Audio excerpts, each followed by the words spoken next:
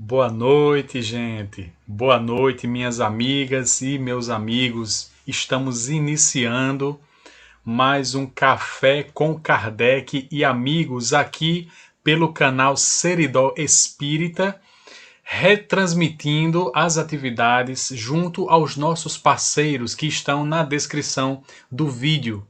Então hoje, dia 19 de abril de 2021, é um mês muito especial para o movimento espírita. Para vocês terem uma ideia, ontem, dia 18 de abril, nós comemoramos o aniversário de lançamento do Livro dos Espíritos.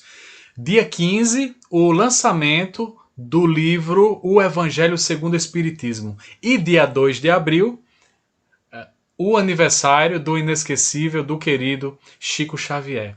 E dentro dessa programação de lembrança do nosso querido Chico, nós estamos hoje num momento muito especial do nosso café, numa edição muito querida, com a amiga Célia Diniz, diretamente de Pedro Leopoldo. Ela vai estar aqui com a gente falando sobre as cartas consoladoras do Chico Xavier. Contar um pouco da sua relação de amizade profunda com o Chico, trazer a sua experiência para o nosso consolo e para a nossa inspiração.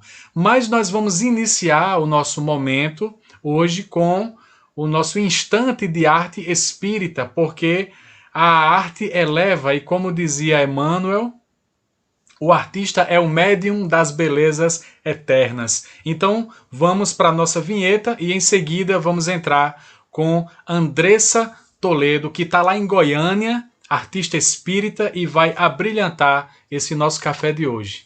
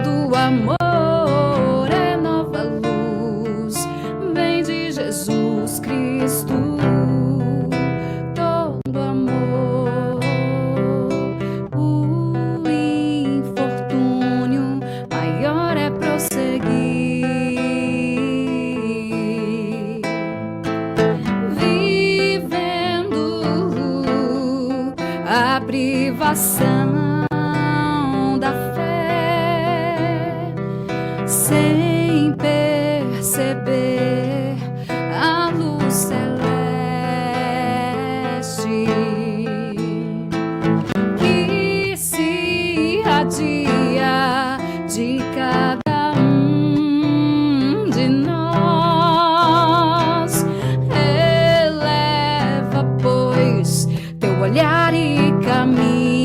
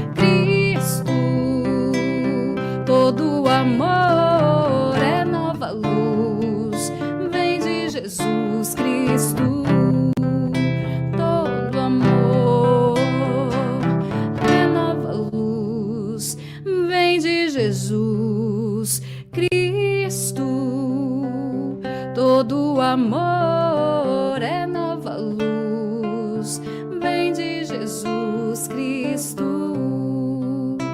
Todo amor. Essa canção é do GAN, Nova Luz, daqui de Goiânia, Grupo Arte Nascente. Vou trazer então agora uma canção de Tim e Vanessa. Quem souber daí, canta com a gente. Ou entra em sintonia, né? Com a mensagem aos pés do monte.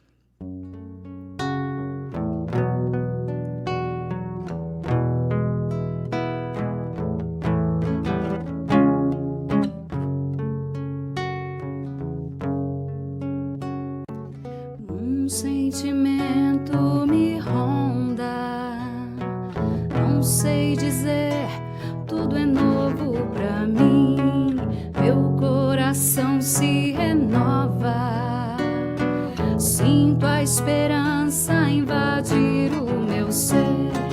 Quero ser manso, ser limpo, ser justo e pobre de espírito ser. Tua palavra me sonda, me conta do reino que espera por mim. Eu te ofereço meu pranto e as dores da alma que quer renascer. Eu ouvi tua voz, teu falar me encantou. Quis seguir, caminhar, quis saber pra onde vou. Eis-me aqui, minha dor serenou.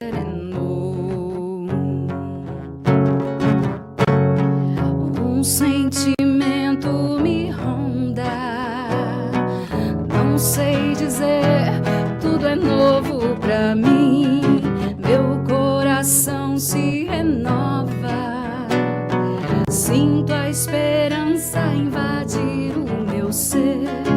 Quero ser manso, ser limpo, ser justo e pobre de espírito ser. Tua palavra me sonda, me conta do reino que espera por mim.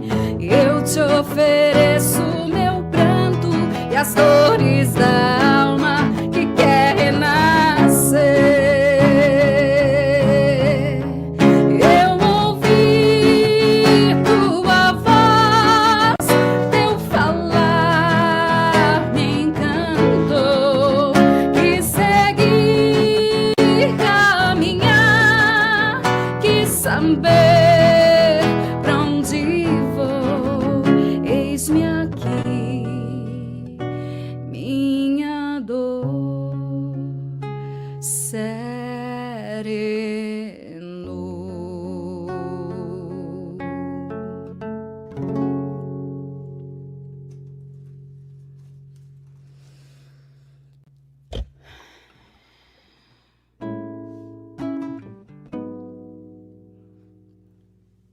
Vamos trazer então agora uma canção, Perto de Mim, de autoria também de uma banda daqui de Goiânia, uma banda goiana, né?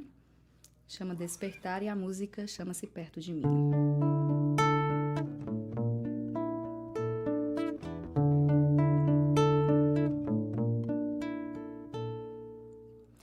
Toda manhã ao nascer do sol eu vejo o teu olhar me despertar, me convidar para um novo dia.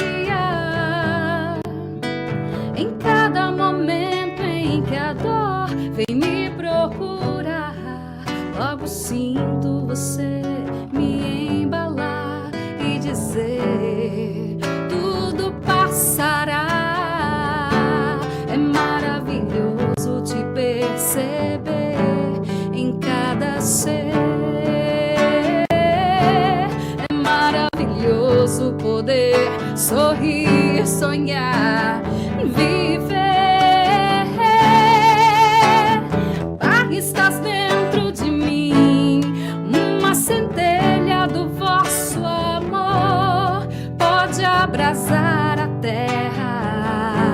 deixai-me beber na fonte fecunda infinita.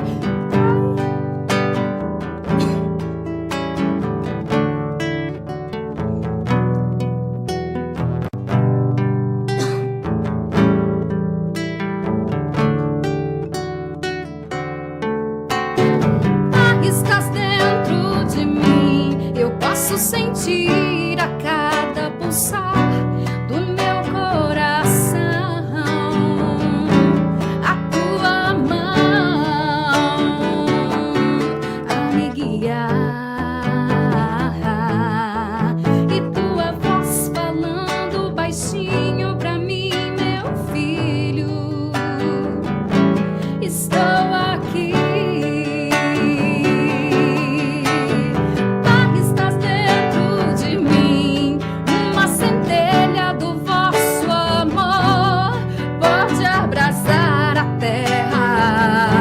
Deixai-me beber na fonte fecunda infinita. Estás dentro de mim, eu posso sentir a cada pulsar do meu coração a tua mão a me guiar, e tua voz falando baixinho pra mim, meu filho, estou aqui.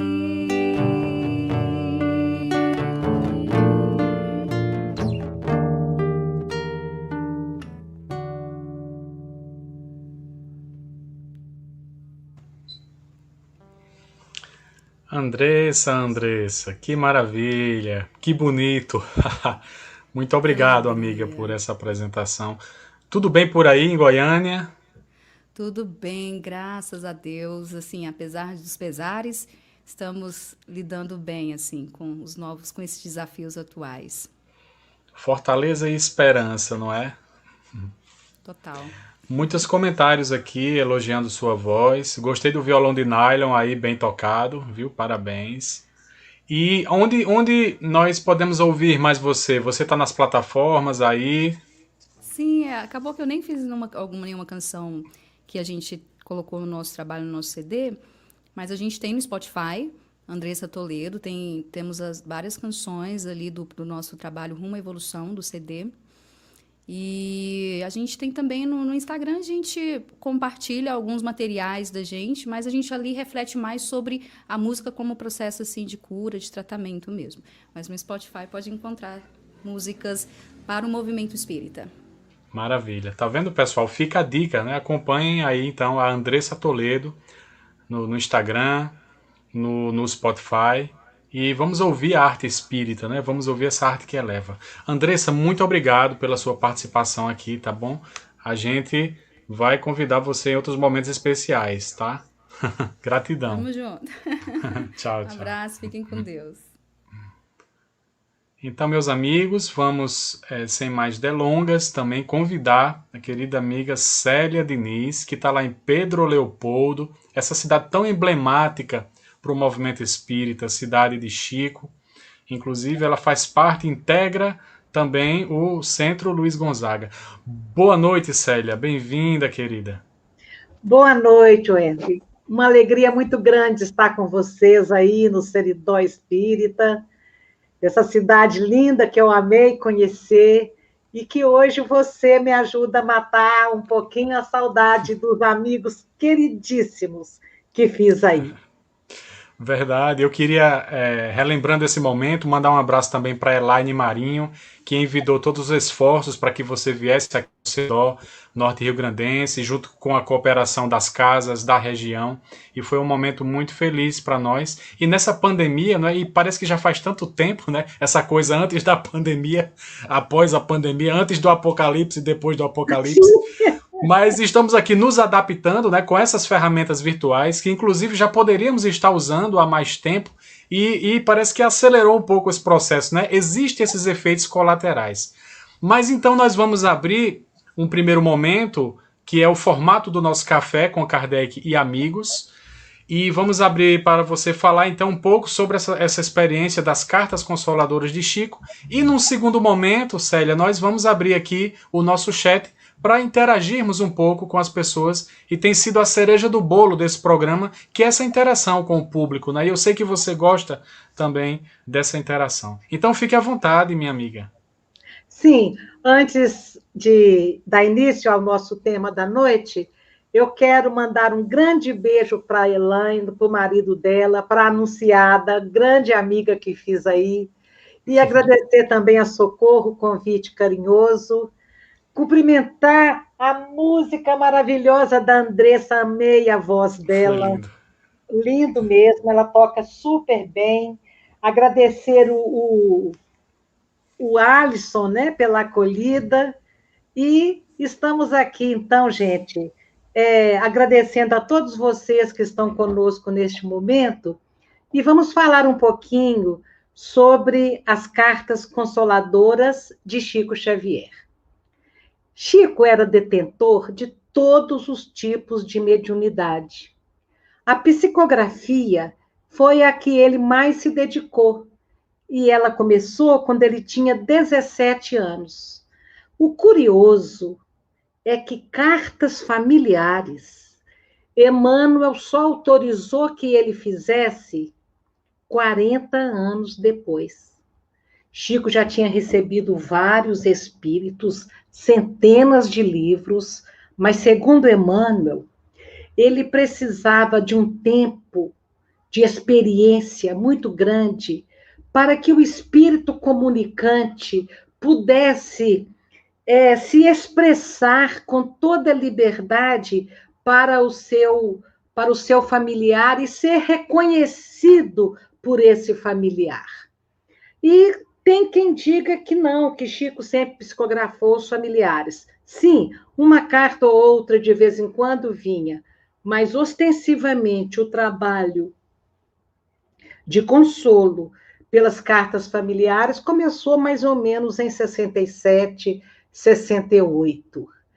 E foi assim que surgiu uma obra portentosa, né? Essas cartas constam de mais de 100 livros. E eu quero agora apresentar a vocês que hoje não tem mais um Chico Xavier a receber os seus entes queridos. Eu quero apresentar a vocês as características das cartas do Chico. O que caracteriza uma boa psicografia? As cartas que o Chico recebia, elas traziam um cabedal enorme de informações, de consolação, de instrução doutrinária. Elas ampliavam em muito o nosso conhecimento sobre a realidade do mundo espiritual. Os espíritos familiares vinham e descreviam com detalhes incríveis o momento da morte, trazendo, às vezes, revelações muito relevantes e detalhadas. Por exemplo, o espírito de um jovem português da cidade de Cascais, que ele vem e fala para os pais: eu não me suicidei. Ele se chamava Carlos Teles, e tudo parecia que ele tinha se matado. E os pais não entendiam, era aquela angústia enorme. E ele tinha aparecido morto, e, na verdade, ele relata ali na carta de que foi que ele morreu. Ele morreu assassinado por acidente, sem querer, por um vizinho.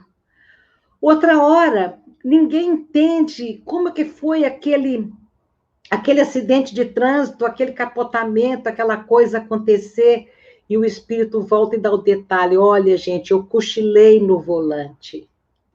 Outro vem e fala: olha, o meu problema foi uma pequena hemorragia interna que ninguém percebeu, não culpem os médicos. Então, um outro, ele tinha sido enterrado como indigente, e os pais davam-no como desaparecido, Então, um dia ele volta e fala: estou enterrado em tal lugar como indigente. E vão lá e acham. Então, são detalhes impressionantes que ninguém sabia. Os espíritos voltavam e falavam incessantemente da necessidade de perdão. Eles diziam: olha, não culpem a ninguém pelo meu regresso violento, não culpem a ninguém pelo meu regresso que pareceu prematuro, estava na minha hora. Muitos espíritos voltavam dizendo da maravilha que era o poder da oração dos familiares que ficaram. Toda hora que um familiar entrava em oração, oferecendo aquelas vibrações para o ente querido que partiu, eles recebiam lá como um bafejo de perfume, como uma brisa suave, e eles voltavam e agradeciam. Obrigado pelas orações que a sua fé me oferece. Eles contavam com detalhes incríveis como que é o desenvolvimento lá, como são as escolas, os hospitais, e os idosos voltavam com a aparência mais rejuvenescida. As crianças, depois de um certo tempo, apareciam no formato já mais adulto, porque eu tenho que esclarecer isso, né? Porque muitos pais de criancinhas ficam pensando que nunca mais veriam seus filhos naquele formato, e sim, vão ver naquele formato. Só que é dado a eles também, usando matéria do mundo espiritual, apresentarem-se mais desenvolvidos no tamanho. Então, todos eles, através das cartas consoladoras de Chico Xavier, voltavam pedindo desapego, pedindo resignação. E eles falavam: olha, suas lágrimas caem sobre mim e me queimam como ácido. Outros diziam: seu pranto revoltado é como 1000 agulhas torturando meu corpo. Outros diziam: sua voz chega a mim, não sei como, não sei vinda de onde, como se uma caixa acústica estivesse instalada dentro de mim, e eu vejo o seu desespero que se converte em meu desespero. Eles falam isso e as pessoas, então, pensam que a lágrima, que o choro prejudica o ente querido que partiu. E eu faço um parêntese no assunto carta para dizer a vocês, enlutados que estão aí hoje nos ouvindo, preocupados com o estado de tranquilidade ou desassossego que os seus familiares se encontram, eu digo a vocês que as lágrimas, que o choro não prejudicam. Não prejudicam absolutamente os nossos entes queridos. As lágrimas, elas servem para desintoxicar o nosso organismo, porque essa dor, porque essa saudade é como um tóxico que corrói a nossa alma por dentro. E então, a lágrima, o choro, é fundamental para o nosso reequilíbrio. O que eles reclamam não é a nossa dor, é o nosso desespero. O que eles reclamam é quando nós nos revoltamos, quando nós brigamos com a vida, brigamos com Deus, brigamos com todo mundo que a gente acha que pode ter tido alguma parcela de culpa naquela situação. Isso sim, são emoções ruins, negativas, que os alcançam e eles ficam aflitos para se fazerem presentes em nossas vidas para nos esclarecer isso. Tem um detalhe, gente, sobre as cartas, um detalhe que eu pude observar várias vezes em Uberaba, porque eu estive várias vezes com o Chico em Uberaba, e também quando eu comecei a analisar mais de 1000 mensagens, quando eu acompanhei o roteiro do filme As Mães de Chico Xavier, que é uma história das mães que receberam cartas consoladoras do Chico, entre as quais a minha história está incluída. Então, o que eu pude observar lá em Uberaba é que a comunicação do familiar acontecia quando existia uma necessidade maior, uma utilidade maior. Vou explicar. Saudade e dor, vontade de receber notícia, todo mundo tem, todo mundo quer. E isso não é o motivo que faz com que o nosso ente querido dite a mensagem. Inclusive, a insistência dos familiares buscando hoje os médiuns, buscando essas mensagens, pode encontrar, às vezes, médiuns que querem ajudar de qualquer forma e acabam forçando, sem querer, uma situação onde eles não conseguem captar totalmente a essência do espírito comunicante e fica aquela mensagem sem detalhes, né? Então, mesmo que a nossa saudade seja grande, mesmo que a intenção do médium seja a melhor possível, as leis que regem a comunicação entre o mundo de lá e o nosso mundo são leis muito rigorosas. Envolve sintonia, envolve afinidade, envolve uma série de coisas. Por isso o Chico dizia que o telefone sempre toca de lá para cá e que nós não deveríamos nunca evocar os nossos familiares. Eu fico tão aflita quando alguém diz assim para mim, eu já ouvi várias vezes, eu só vou me consolar, eu só vou me conformar com a partida de fulano quando eu receber uma carta. Então, tinha uma amiga que ela dizia, enquanto a minha mãe não mandar uma carta, eu não vou me consolar. Eu vou ficar com raiva, eu vou ficar ansiosa, eu vou ficar assim, assim, assim. Quer dizer, era uma jovem que ela pressionava o espírito da mãe exatamente como uma adolescente pressionava para ganhar um modelo de celular. Ela estava lá fazendo birrinha. Eu só vou conformar se minha mãe voltar e me escrever uma carta. Nossa, depois ela mesma... São aquelas coisas que a gente faz no momento de luto intenso, né? Que a gente perde um pouquinho, às vezes, a noção das coisas. Porque, na verdade, faz-se necessário muita cautela nessa busca nos dias de hoje. Porque o que nós temos visto por aí são muitos médiuns muito bem intencionados, mas que trazem aquelas mensagens que nós chamamos de genéricas. São mensagens que não trazem as particularidades que as cartas consoladoras do Chico traziam. São mensagens que não trazem nenhum detalhe do cotidiano da família enlutada. As mensagens, as cartas do Chico eram cheias de detalhes. O Marcel Souto Maior, ele escreveu um livro que chama As Vidas de Chico Xavier, e foi nesse livro que basearam para fazer o belo filme sobre a vida do Chico.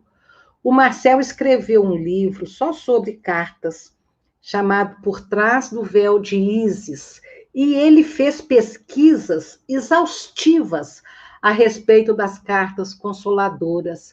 E ele, então, quando alguém recebia uma carta, ele perguntava assim, e é o que eu quero que vocês hoje, pais e mães, filhos, que vão buscar notícias dos seus familiares, eu gostaria que vocês também fizessem essas perguntas quando pegassem a carta do familiar, olhasse e respondesse: o que consta nesta mensagem que o médium não poderia saber por nenhuma outra fonte, a não ser pelo espírito comunicante?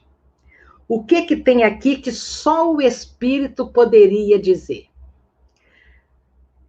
Nesta carta, a gente tem que olhar e perguntar, nessa carta, tem algo que está aqui escrito e que eu não disse para o médium? Tem alguma informação que o médium não me pediu de antes?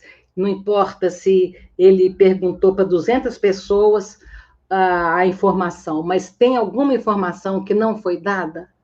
Porque, na verdade, às vezes, o familiar está ali, tão desesperado, jogando todas as fichas de consolo no ato de receber ou não receber uma carta, que espíritos que querem ajudar vêm e trazem notícias dos familiares, mas às vezes é um avô despreparado para ajudar e que ele quer ajudar a si mesmo, então ele vem e dá uma carta como se fosse o neto que estivesse ditando. Mamãe, estou bem e tal, tal. É no afã de ajudar. Isso tem acontecido. Então, buscar o consolo em cartas psicografadas é uma coisa interessante, mas é um terreno muito delicado. E se receber carta, agora prestem bem atenção no que eu vou dizer e depois vocês podem perguntar sobre isso e a gente volta no assunto. E se receber carta, se controlar o desespero em busca daquela notícia, você vai ter mais condições de analisar as evidências e de observar realmente se é o seu familiar que estava aí, que estava ali. A possibilidade de comunicação com os entes queridos que partiram é apenas um dos aspectos consoladores do Espiritismo. Não é o único. Tem várias maneiras dos nossos entes queridos também se comunicarem conosco. Eu tenho pedido às pessoas que assistam aquele documentário de 6 episódios que chama Vida Após a Morte, onde os cientistas mostram vários sinais dos nossos entes queridos perto de nós que não têm condições de ditar uma carta. Eu quero contar para vocês como que foi comigo quando eu recebi a primeira carta do meu filho. Tinha um ano que ele havia partido, e quando eu recebi aquela carta ali em Uberaba, através do Chico, a carta não teve para mim o mesmo impacto do que para outras mães que nem imaginavam que os seus filhos continuavam vivos. Outras mães que não tinham a menor informação de como a vida continua. Outras mães que não tinham nenhuma informação de como é que realmente funciona esta questão da imortalidade das nossas almas. Eu já sabia que a vida continuava, eu já sabia que lá tinha escolas, eu já sabia como uma criança era recebida, tudo isso eu já havia estudado na doutrina espírita, porque eu nasci numa família espírita. Então, a carta do meu filho, gente, foi maravilhosa e foi maravilhoso recebê-la, mas ela não teve o mesmo impacto do que para outras mães quando receberam dos seus filhos e viram a exuberância da realidade espiritual, viram a maravilha da vida que continuava, depararam com aquela maravilha que é ver o nosso ente querido, saber que ele estava ali pertinho, ditando uma carta para a gente. O que me impactou foi a descrição de um médium que estava sentado ao meu lado, na mesa. Ele chegou depois que a reunião tinha começado. A minha mãe estava ao meu lado na mesa, a gente tinha comentado o evangelho, e esse médium não estava ao meu lado quando eu fui chamada a falar do evangelho pelo nome. Então, ele não sabia meu nome, ele entrou depois. A minha mãe saiu, o senhor Wicker Batista, que presidia a reunião do Chico lá em Uberaba, passou um bilhetinho para mim. Peça desculpas à sua mãe, mas terei que assentar no lugar dela um médium que acabou de chegar de Pernambuco.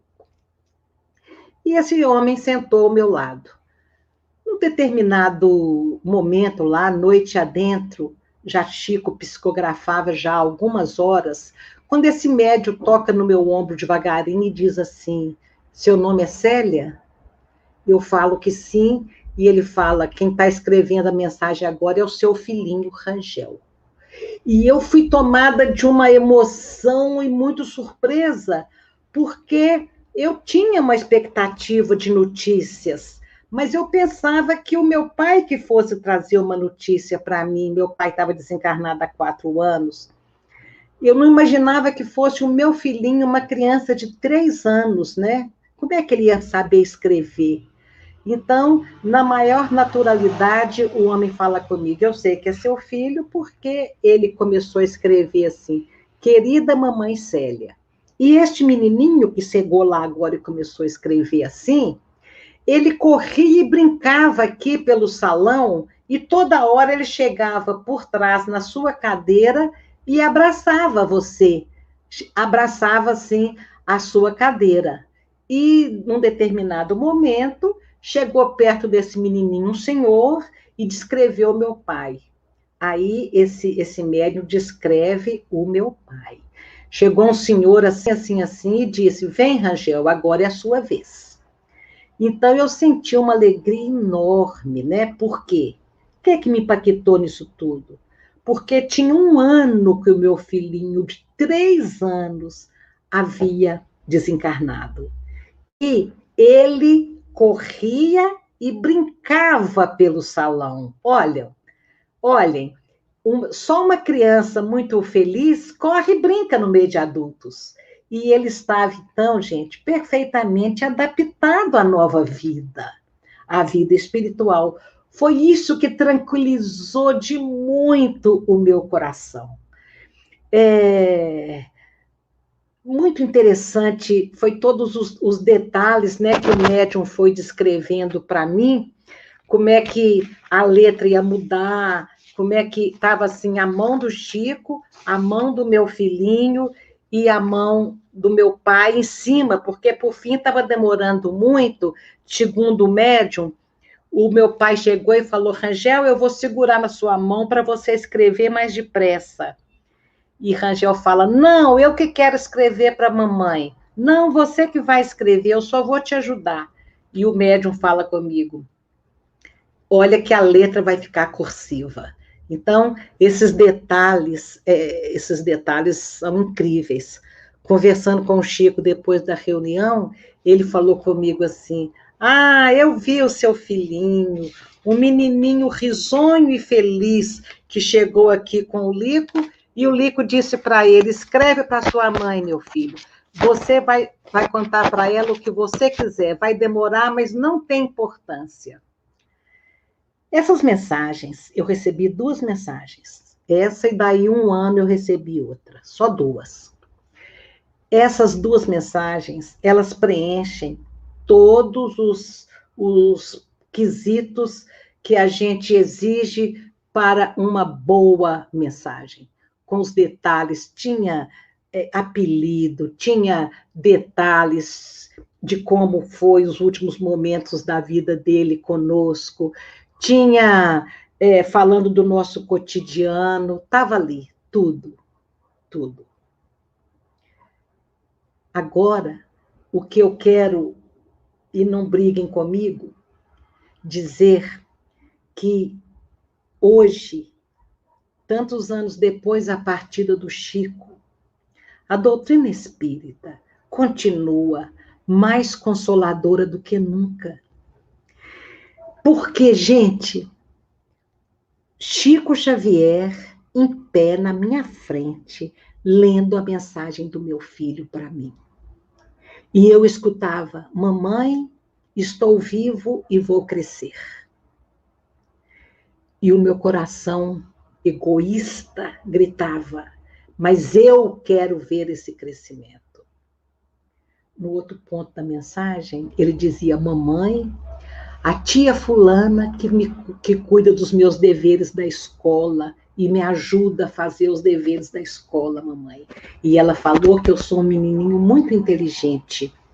E o meu coração egoísta gritava: mas eu que quero acompanhar o seu dever escolar. Então, gente, o que trabalhou o meu coração para suportar a ausência do meu filho? O que colou meu coração que estava partido em 1000 pedaços? Não foi a carta. Foi o Evangelho de Jesus, à medida que ele foi entrando no meu coração, me fazendo aceitar a ausência do meu filho, me fazendo aceitar aquela realidade, me fazendo resignar diante de uma dor que não tinha mais jeito. A carta ajuda muito, mas muito. Mas o que realmente fortalece a nossa alma é o Evangelho de Jesus. Era disso que eu queria dizer. Era disso que eu queria falar, porque, olha, o tema que vocês pediram é Cartas Consoladoras de Chico Xavier. E vamos falar delas quantas vezes vocês queiram que eu fale delas. Mas o que nós temos hoje é o Evangelho de Jesus trazendo aos nossos corações o consolo que nós precisamos. Por quê? Se a única maneira que Jesus tivesse para nos consolar fossem as cartas consoladoras, mesmo que de Chico Xavier, se a única maneira que Jesus teria para nos consolar fosse isto, essa situação seria muito injusta para os nossos irmãos católicos e evangélicos, que teriam muita dificuldade em aceitar a realidade desse mecanismo de comunicação. Se cartas psicografadas fosse o único consolo que o Espiritismo oferece, ele não estaria refletindo o Evangelho de nosso Senhor Jesus Cristo. Então, vamos receber cartas sem problema nenhum, mas vamos buscar entender as leis que regem as nossas vidas nos dois planos da existência, para que nós possamos compreender que a morte não é castigo, para que nós possamos compreender a exuberância da vida que continua, para que nós possamos compreender por que sofremos, por que nascemos, quem somos nós. Então, é isso que vai trazer o consolo que nós precisamos, que nós buscamos, que nós necessitamos, porque a dor de sepultar um filho é uma das maiores dores que nós podemos enfrentar. Então, foi isso que eu pude trazer para vocês no primeiro momento, e estamos aqui preparados para o que vocês quiserem perguntar. Muito bem, Célia. Era esse o tempo que você queria que eu usasse, querido? Tá ótimo, né? Vamos interagindo aqui. Tá bem. Eu achei interessante, Célia, na sua fala, 2 pontos importantes. Quando você falou que o luto é natural e tem que ser vivido né? Eu acho que precisamos desconstruir um pouco isso, inclusive dentro do movimento. Porque a gente ouve, sabe aquela coisa, você é espírita, não, tá chorando por quê? Né? Então eu queria até que você comentasse um pouco isso, né? O luto realmente, ele deve ser vivido. Os psicólogos recomendam o luto, não é? Aquele período de 3, 6 meses é uma coisa meio... cada caso é um caso, mas obviamente não vai demorar tanto tempo, né? Mas nessa faixa de alguns meses é natural e tem que ser vivido para que se possa trabalhar isso dentro de nós, não é verdade? É assim, você coloca muito bem essa questão. Você sabe que 23 anos após eu sepultar o meu filhinho, a minha moça se vai com dengue hemorrágica em 3 dias. Foi uma coisa assim, extremamente traumática e dolorosa na minminha vida. E as pessoas se aproximavam de mim e diziam, sabe o quê? Ô, Célia, ainda bem que você é espírita, né? Como se não doesse. Como se não doesse.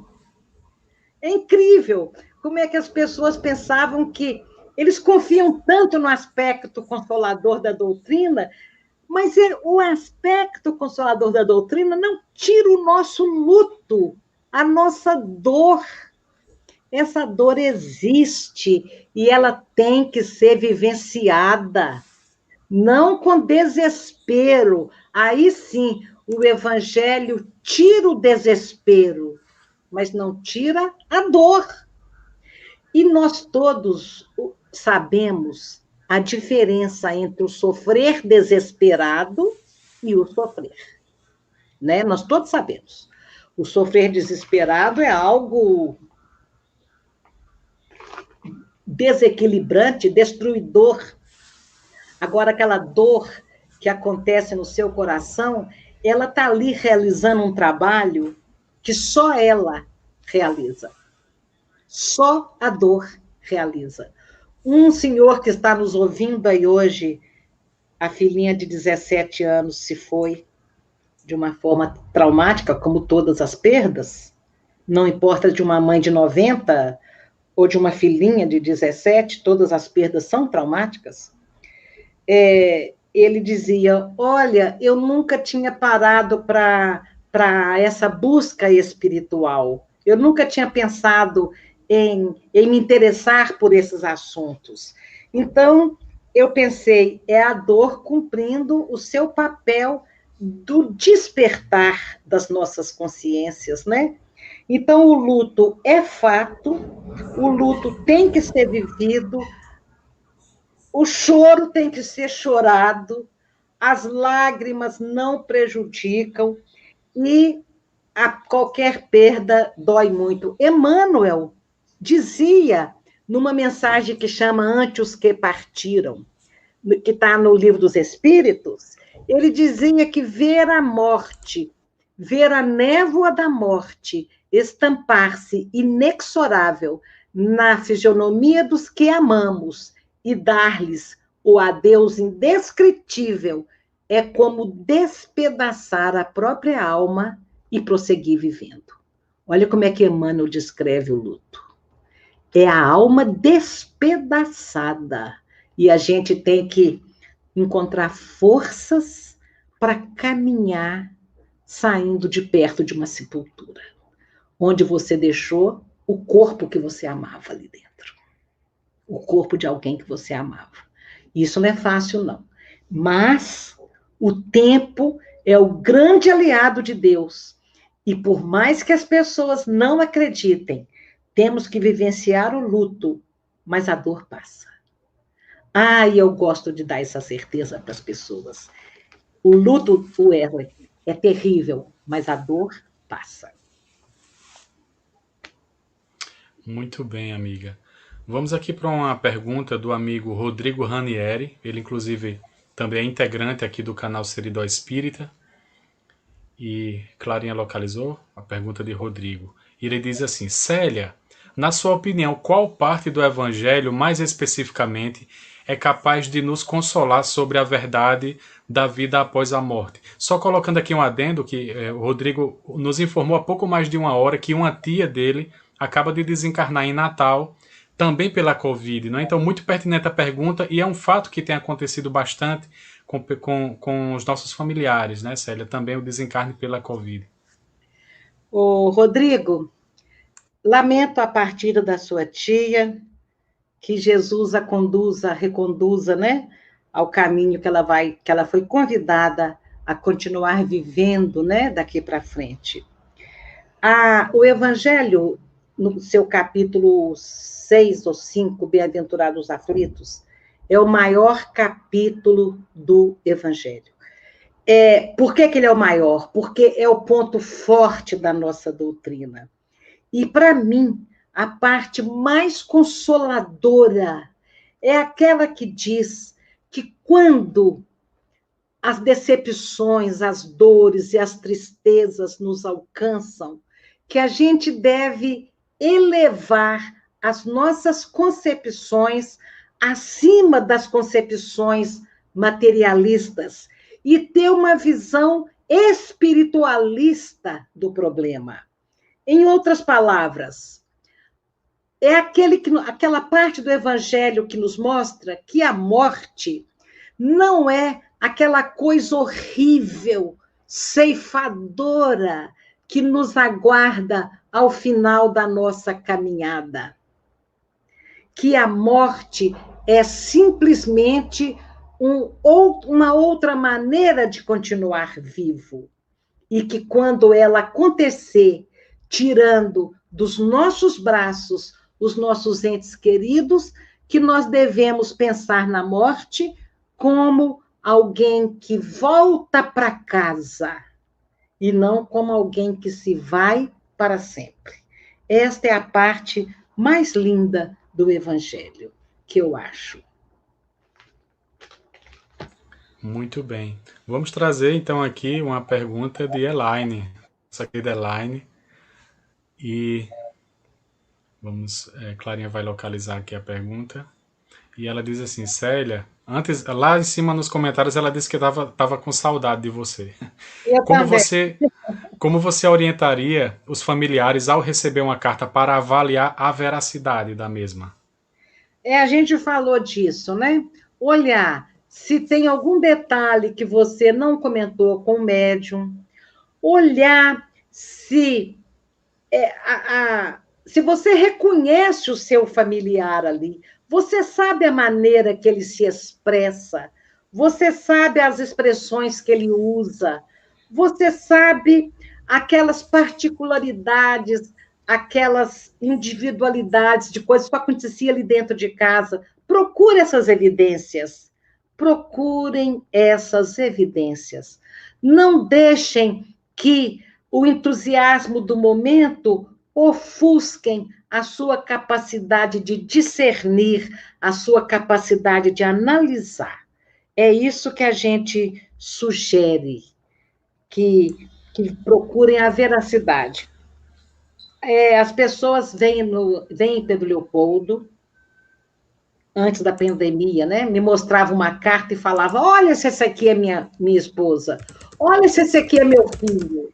Sabe o que eu respondi, Elaine? A única pessoa que pode saber se esse aí é o seu familiar é você, porque você que o conhece. Então, um pai, um filho, uma mãe, uma filha, pega uma carta, lê e sente se é o seu familiar. Sente. É algo que nasce lá no coração. Sente.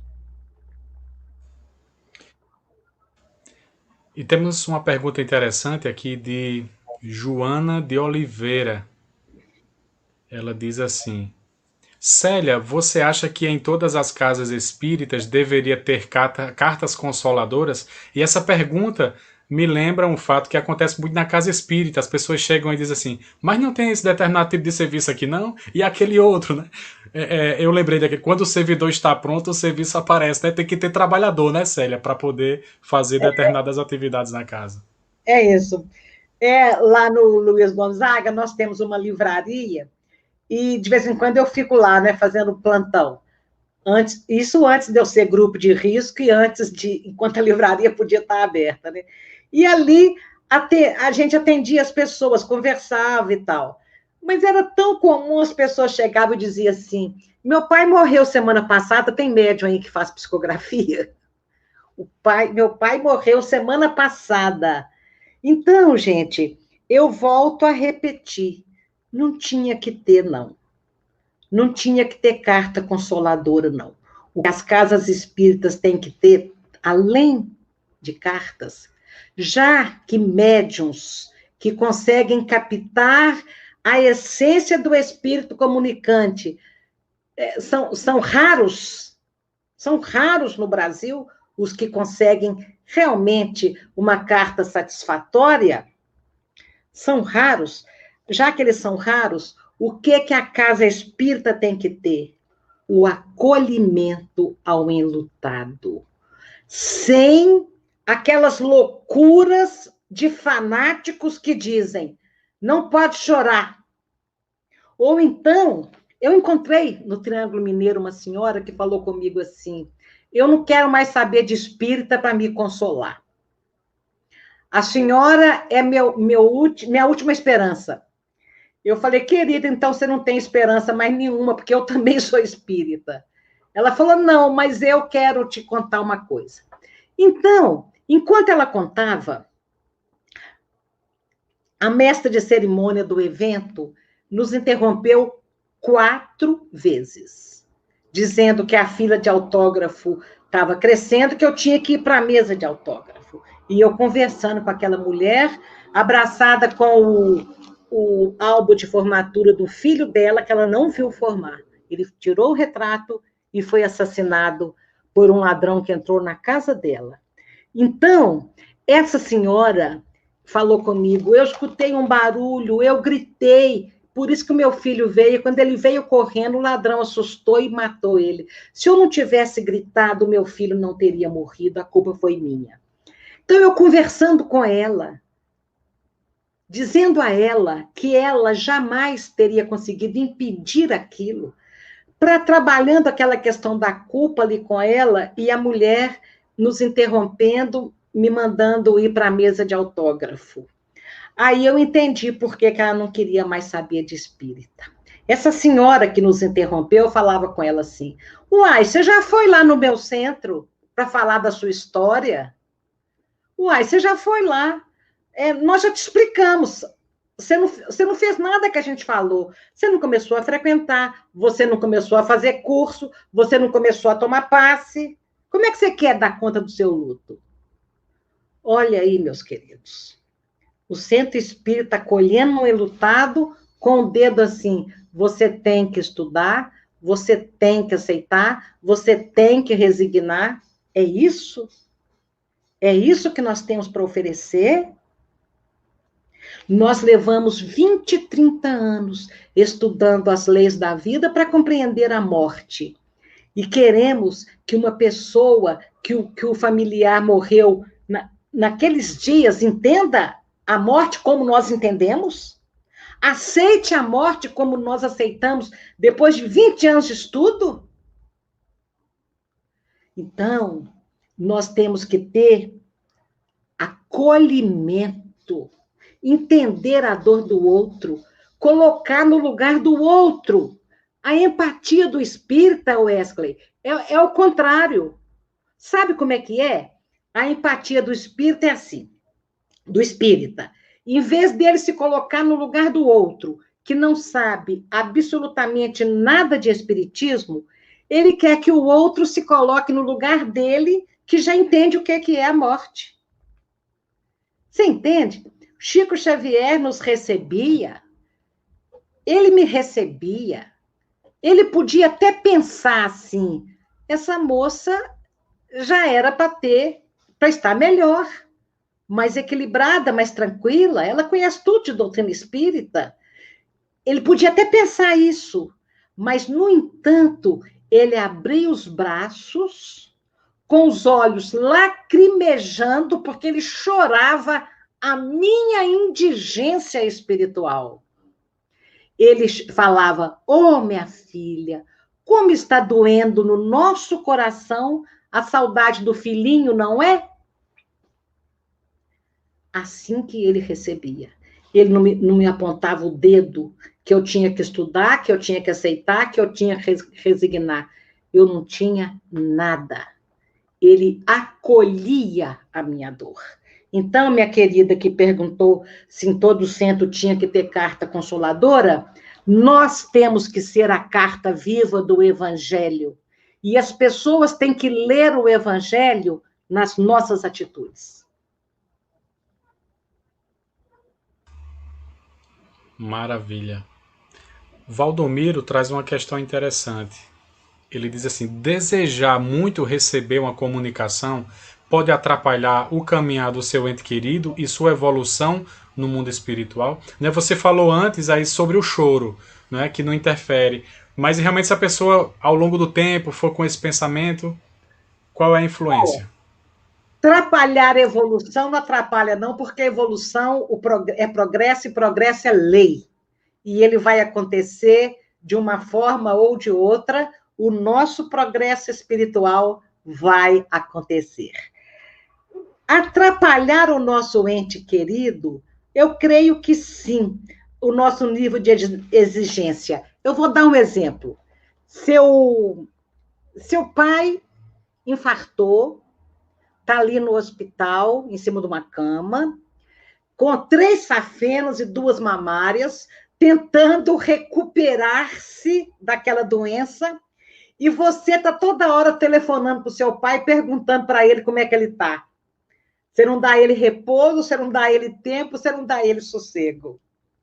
Toda hora você quer notícia. Outra hora, você manda seu filho para a escola, seu filho está lá se maravilhando com aquela escola linda, naquela colônia linda, tentando levar adiante a sua vida, tentando aceitar a ausência do lar, e o celular dele toca toda hora. Ô filho, como é que você está? Ô filho, escreve aí para mim. Como é que você está no WhatsApp? É igualzinho, gente. Nós temos que deixar o nosso familiar seguir em frente. A nossa alma grita. Às vezes você pega um retrato na sua casa, lágrimas silenciosas escorrem pelo seu rosto, mas o seu coração está gritando e o familiar está ouvindo. Chico Xavier falou comigo assim: eu vou te mostrar uma mensagem que eu não mostro para qualquer mãe, não.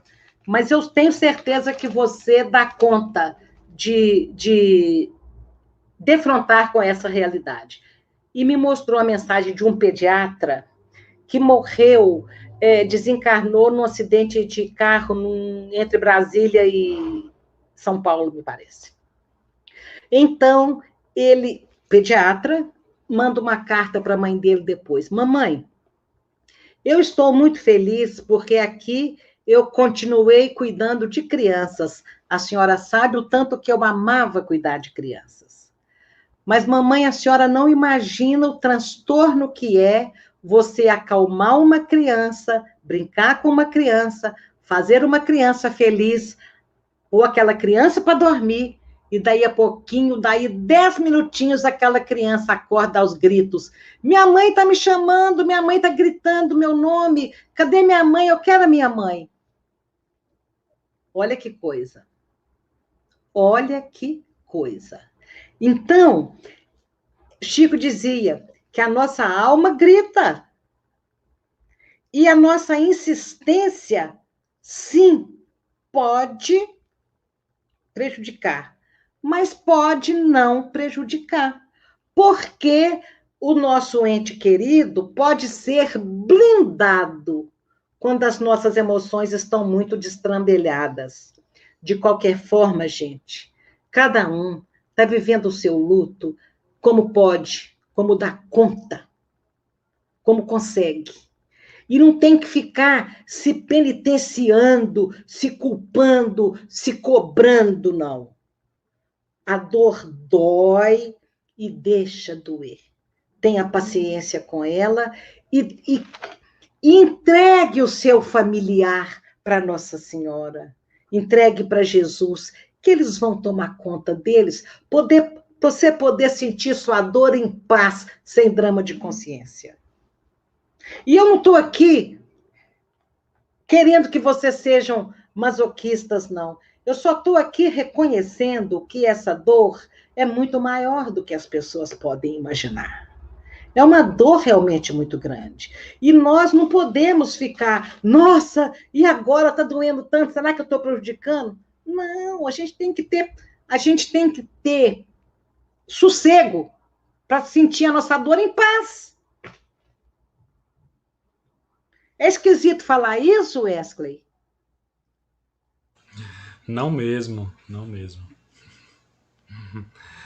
Nós temos aqui uma pergunta, complementando nessa linha, de Sandra Mara Crestani. Ela diz assim: Célia, na sua experiência espiritual, o que necessitamos ter para merecer uma mensagem dos nossos queridos que já se foram? Essa pergunta é muito feita pelas pessoas, né? Mas o que é que eu tenho que fazer? Por que não chega a mensagem, né? Eu quero que venha a minha mensagem. Eu quero a minha carta. O que eu tenho que ser e o que eu tenho que ter? Claro que entra um pouquinho de merecimento, mas é muito pouco. A gente não recebe, não é porque não merece. A gente não recebe, não é porque a gente é malvado. A gente não recebe porque existem outras formas de sermos consolados. A gente não recebe porque de milhares de pessoas que partem, 0,0001% que comunica. A gente não recebe porque a comunicação é de uma minoria ínfima. Então, a gente não recebe, não é por falta de merecimento e nem por falta de necessidade.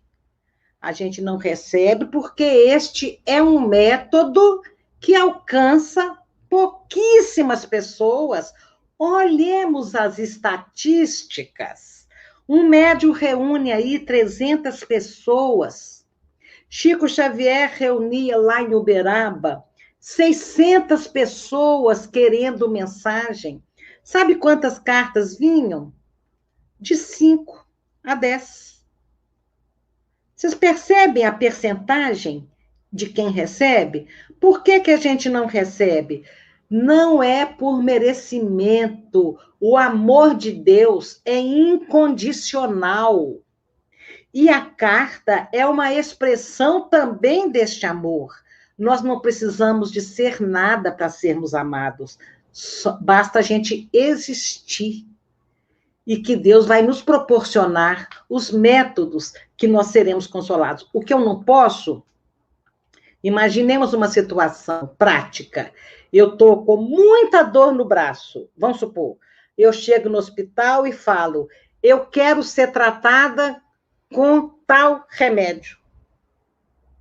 Não. Eu chego no hospital e me entrego ao tratamento que eles vão me oferecer. Eu estou sentindo muita saudade e muita dor do meu ente querido que partiu. Eu quero ser consolada com uma mensagem. Não. Jesus, eu quero ser consolada no meu coração. Me ajuda.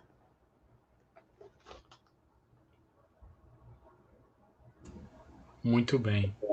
Vanderlei Castro traz uma questão interessante, inclusive para estudantes da mediunidade. Célia, um médium com todos os conhecimentos espíritas pode forjar uma carta psicografada? Médium que tem conhecimento espírita não forja, não. Bem colocado. Sinto muito. Ele não tem conhecimento espírita. Se ele forjar, ele não tem. E você sabe que médiuns de um coração enorme, super bem intencionados, são capazes, sim, de até inconscientemente forjarem uma carta. São capazes, sim. Isso pode acontecer. E mal intencionadamente também, mas disso eu não quero falar. Clebiana Santos. Clebiana coloca assim. Ela faz parte aqui do Núcleo Espírita Seara de Luz. Meu irmão foi assassinado há 6 meses. Já sonhei com ele algumas vezes. Seria ele querendo se comunicar pelo fato de não sabermos a razão do acontecido. E nossa amiga Raquel, também na mesma linha, ela diz assim: Célia, eu gostaria de saber sobre as revelações mediúnicas pelos médiuns através de sonhos e Opa, vamos lá. mensagens. Querida, não seria seu irmão querendo comunicar, não. É seu irmão se comunicando. A diferença é vários familiares comunicam-se conosco através, não é do sonho, é do desdobramento do sono. O sonho é o registro das experiências que nós vivenciamos enquanto estamos desdobrados, ou seja, enquanto nós viramos dois. Um fica no corpo físico e o corpo físico fica em cima da cama e nós, espíritos, saímos. E neste momento a gente está desdobrado. E neste momento a gente encontra com os nossos entes queridos. O que caracteriza um verdadeiro encontro de um sonho que foi simplesmente fruto do desejo de encontrar ou do medo? Deixa eu explicar direitinho. A gente sonha que encontrou o nosso ente querido num lugar lindo, maravilhoso, num gramado com uma música, todo mundo de roupa branca. É aquele arquétipo dos nossos desejos. Então, às vezes a gente sonha e a nossa imaginação é um sonho fisiológico. A nossa imaginação criou aquilo porque era um desejo profundo da nossa alma. Às vezes, a gente sonha fruto do medo. Então, a gente sonha que o nosso familiar está desesperado, está sozinho, está chorando, está pedindo a gente, porque a gente fica com medo que ele esteja desse jeito. Então, vamos guardar as devidas proporções dos verdadeiros encontros. Existem verdadeiros encontros. E eu me quedo maravilhada diante dos relatos que tenho recebido, porque as pessoas que relatam nunca leram um livro espírita para saber como é que funciona o desdobramento, e ali vem um monte de detalhe de um verdadeiro encontro. Então, é lindo ver isso. A possibilidade dos nossos entes queridos se comunicarem conosco através do sonho ou de verdadeiros encontros é muito maior do que a gente imagina. E eles vêm, sim. E alguns lembram e outros não. Então, é muito comum a sobrinha chegar perto da tia e dizer: sonhei com a minha prima, quer dizer, encontrei com a sua filha. E por que a mãe não encontrou? A mãe encontrou. Só que ela não conseguiu registrar no cérebro físico para acordar e lembrar. E segundo eu já li, nós mães não lembramos porque, às vezes, os nossos filhos estão em lugares tão maravilhosos, em lugares de tanta paz, que se a gente lembrar, a gente desencarna de vontade de ficar lá com eles.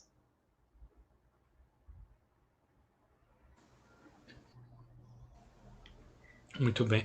Luciana Marçal, ela coloca assim: há 4 meses ganhei meus bebês gêmeos, meninos. Eles nasceram prematuros e viveram alguns dias aqui na Terra e partiram. Queria tanto entender o porquê dessa dor, Jesus, meus amores. E também teve uma pergunta mais anterior de uma amiga da gente também aqui da casa, Seara de Luz, Line Gislaine. Ela também relatou, ela também teve uma gravidez e a criança nasceu prematura e após alguns dias ela não sobreviveu, né? Querida, me desculpa a pretensão, eu escrevi um livro que explica as mortes prematuras e este seu caso é um deles. Eu te aconselho a dar uma lidinha lá no meu livro sobre mortes prematuras. O que eu posso falar para vocês duas é uma coisa que Chico Xavier me disse. Ele me explicou que, aliás, a doutrina espírita também explica isso. o espírito tem um problema no seu corpo espiritual. Ele precisa de um corpo físico para deixar o problema que existe no corpo espiritual. Então, eles vêm, encarnam, ou às vezes só no período uterino, eles não precisam nem de nascer, eles deixam no embrião, deixam no feto o problema. Então, vamos supor, tem lá, o espírito deu um tiro no coração. Me desculpem resumir de uma forma tão grosseira, mas é só para poder ficar didática a resposta e curta. O espírito deu um tiro no coração, ele abriu uma fenda no coração, uma ferida. Então, está lá com aquele coração sangrando décadas e décadas e décadas. Aí ele, então, é trazido à carne, é trazido à encarnação. E ele vem com aquela alma ferida e deixa num corpinho de 3 meses aquele problema. E vai embora livre, curado. Então, é a alma, o corpo eterno é que precisa de cura. E o que Chico me contou, e eu conto para a mãezinha de gêmeos aí, Chico me falou, ele falou com essas palavras: minha filha, eu quase posso garantir para todas as mãezinhas que os seus filhinhos voltam para elas mesmas, em novas gestações. Não tenham medo de novas gestações para ter o mesmo problema. Nada significa que o problema vai se repetir. O espírito já deixou no corpo físico a deficiência que ele tinha, no corpo perispiritual, desculpem, no corpo da alma, o estrago. E aí depois, então, eles podem renascer para uma vida longa e produtiva ao lado dos mesmos pais. Ao lado dos mesmos pais. Isso me lembrou um poema, Célia, de Alta de Souza, pelo Chico, né? Alta de Souza, norte-rio-grandense, aqui de Macaíba, né? Nossa conterrânea. Sim. E lá no Parnaso, né? No poema Adeus, então ela diz: adeus, terra das minhas desventuras, adeus, amados meus, diz nas alturas, a alma liberta, o azul do céu singrando. Adeus, choram as rosas desfolhadas, adeus, clamam as vozes desoladas de quem ficou no exílio soluçando. Eu acho muito profunda essa parte, porque ela inverte o polo. A gente dá uma extrema importância à vida física, não é? E, na verdade, somos esses seres espirituais na vivência transitória. Temos uma pergunta muito interessante aqui de Valdomiro, e ele diz assim: é errado orar para que uma pessoa faça a passagem se ele sofre em um leito e seu estado não tem mais solução? Eu vou responder com uma notícia de uma carta que um espírito mandou por Chico Xavier, ditado por Humberto de Campos. O homem tinha um enfisema. Ele tossia dia e noite. E os familiares ficavam assim: coitado de papai, coitado de titio, coitado de fulano, ele precisa descansar. Fulano já sofreu muito, fulano precisa descansar. E esse homem finalmente morre, depois de tanto clamor dos seus familiares. Ele morre e volta e fala assim: descansaram eles da minha tosse, porque eu continuo aqui tossindo feito um condenado. Então, é errado. Não. Deus perdoa, oração é sempre oração. Mas nós não precisamos nem pedir para ficar, nem pedir para ir. Deus tem o tempo dele. Nós devemos entregar os nossos familiares a Deus com toda a confiança. E pronto. Claro que quando a gente vê um sofrimento muito grande, a gente tem aquela tendência a dizer: gente, fulano está sofrendo tanto. É Chico mesmo. Chico ficou dentro daquele corpinho decrépito anos. E eu pensava: meu Deus, ele podia tanto ficar livre desse corpinho, dessa matéria tão reducionista, né? A gente pensava. E, no entanto, ele tinha o tempo dele de ir embora. Todo mundo tem seu tempo. Então, não é errado orar. Oração nunca é errado. A nossa misericórdia vai sempre nos impelir a pedir o que a gente pensa que é o melhor para a pessoa. Mas o melhor para a pessoa é cumprir o tempo de Deus. E não o tempo que a gente acha que já está bom.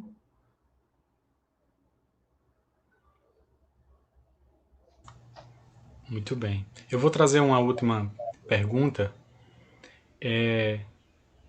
Um comentário e uma pergunta. Aqui, Bruno Mendes diz que, Célia, você foi minha professora no Colégio Imaculada Conceição. Você vê o Quando, retrato dele. quando adolescente. E agora, minha professora da doutrina. Saudade de vocês nas segundas no Luiz Gonzaga. Ah, não tá com foto. Tá só com o nome. Aí. Mas tá... Bruno. Bruno Mendes. E nossa última pergunta, por questão do tempo, Helena Cristina, ela diz assim: como saber se minha mãe, Edivalda Silva de Almeida, está bem? Eu não estou. Olha, se você não está bem e sua mãe te ama, é provável que ela esteja um pouquinho preocupada com você. E se você realmente a ama, não a preocupe e fique bem. Nós não temos o direito de preocupar tanto os nossos familiares com a nossa dor. Então, o mesmo amor que nos leva ao fundo do poço pela ausência dos nossos entes queridos, é o amor que nos tira de lá, porque por eles nós vamos tocar a vida em frente, buscando a alegria, a tranquilidade e a paz. Porque é isso que vai acabar contaminando a eles, contagiando a eles. A nossa esperança, o nosso otimismo, a nossa certeza do reencontro. Muito bem. Célia, nós não temos palavras para agradecer esse momento tão esclarecedor, tão maravilhoso. Queremos um pouco mais da sua generosidade, né? Eu vou abrir para suas considerações finais e que você possa fazer nossa prece de encerramento desse momento. Mais uma vez te agradecendo. Olha, sou eu quem agradece essa oportunidade e sobre as considerações finais, eu diria que os nossos entes queridos, eles contam conosco sempre. Eles querem saber que nós estamos bem. Eles compartilham as nossas aflições. Quando a gente lastima sem consolo, eles compartilham desses momentos de inquietação. Quando a gente se rende ao desespero, à desesperança, eles estão ali sentindo a mesma coisa do que nós. Então, a gente vai pensar neles com saudade, mas a gente deve converter essa saudade em oração, porque as nossas preces vão representar para eles o bafejo de esperança. O nosso desapego vai representar para eles o amor incondicional de quem sabe soltar em vez de amar prendendo. E, quando a gente quiser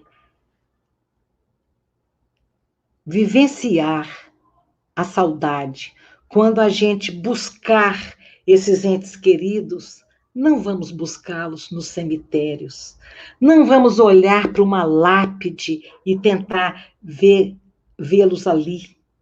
Vamos contemplar os céus iluminados pelas estrelas, porque ali é que vai falar daquele amor sem adeus. É ali é que a gente vai ouvir no fundo do nosso coração a voz deles a nos dizerem que estão bem e que estão felizes. E neste momento, gente, onde toda o nosso encontro foi em torno dos nossos entes queridos que partiram, eu suplico a Nossa Senhora que leve a cada um deles o nosso preito de amor, que levem o nosso carinho, que levem até eles a nossa resignação. Que nós possamos, Jesus, ajoelhar espiritualmente em vossos pés e dizer: Mestre amado, em teus pés eu deposito a minha dor, em teu coração eu coloco a minha saudade. Me fortaleça, Jesus, para que eu possa caminhar adiante, para que eu possa seguir em frente. Nossa Senhora, minha Mãe Santíssima, cuide dos nossos familiares, Senhor, que neste plano da existência olham por nós e querem nos ver felizes. Senhor Jesus, na certeza de que os teus mensageiros já bafejam esperança e luz em cada coração que nos ouvem, nós nos despedimos com profunda gratidão por essa oportunidade de hoje. Fica conosco, Jesus, que assim seja. Assim seja, assim seja. Deus te abençoe, querida amiga. Deus te Abençoe abençoe. você também. Muito obrigada, gente. Uma boa noite a todos, viu? Muito bem, boa noite. Estivemos com mais de 100 pessoas aqui ao vivo, estamos com 106 pessoas ao vivo aqui, repetindo o encontro que foi aqui em Currais Novos, que foi muito lindo e tinha mais de 100 pessoas.